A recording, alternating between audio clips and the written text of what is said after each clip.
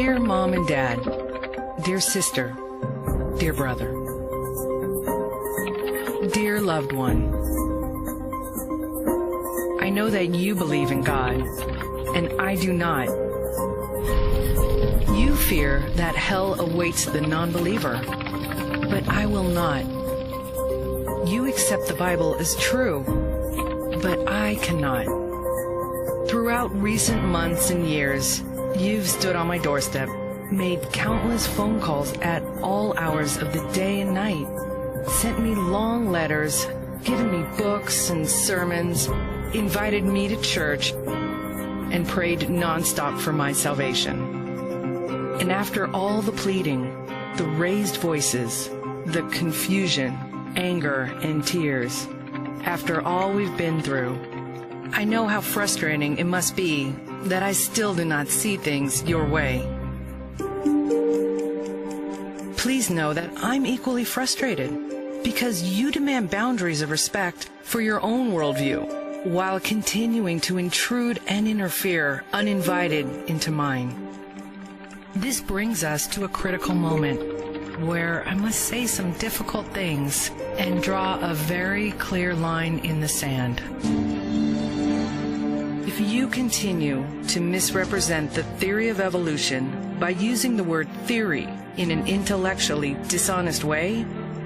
we have nothing more to talk about. If you dismiss the evidence of evolution by natural selection observable in our world and in our own DNA, and you instead believe that our true origins involve a lonely, floating being in outer space and a naked man and woman in a sacred garden with an enchanted tree and a talking snake, we have nothing more to talk about. If you believe it makes sense that God would send a moral, trustworthy, honest, loving, hardworking, charitable non-believer to eternal torture in hell, yet would allow a serial killer to enter heaven after a deathbed conversion, we have nothing more to talk about.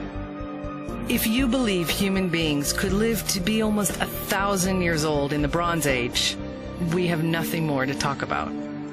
If you believe that a church, God's house, should ever need to buy an insurance policy against disaster, we have nothing more to talk about. If you'd pay a $2,000 insurance deductible toward an invasive surgical procedure performed by trained doctors, recover over a period of weeks with prescription medications invented by scientists, and then thank God for His divine healing, we have nothing more to talk about. If you believe it's moral and righteous to thrust the tip of a sword into the beating heart of a baby, if you think it's reasonable that an all-powerful, loving God would not prevent 300,000 men, women, teenagers, and infants from drowning in a tsunami because He works in mysterious ways, if you believe that any loving God would allow a child to die of cancer in the arms of his grieving parents, we have nothing more to talk about. If you believe in giants, supermen, unicorns, flying chariots of fire, the undead, leviathans, healing mud, talking animals, and the biblical account of a man who spent 3 days underwater living in the belly of a giant fish, we have nothing more to talk about. Finally, at the end of the day, please know that I do love you. But after all these unbelievable stories have been brought to light, if you still believe the burden of proof is on me, that my position is the unreasonable one, the fantastic one, the laughable one, and if you cannot and will not treat me, my private life, my choices, my personal boundaries, and my worldview with the respect I've so often asked for, we have nothing more to talk about.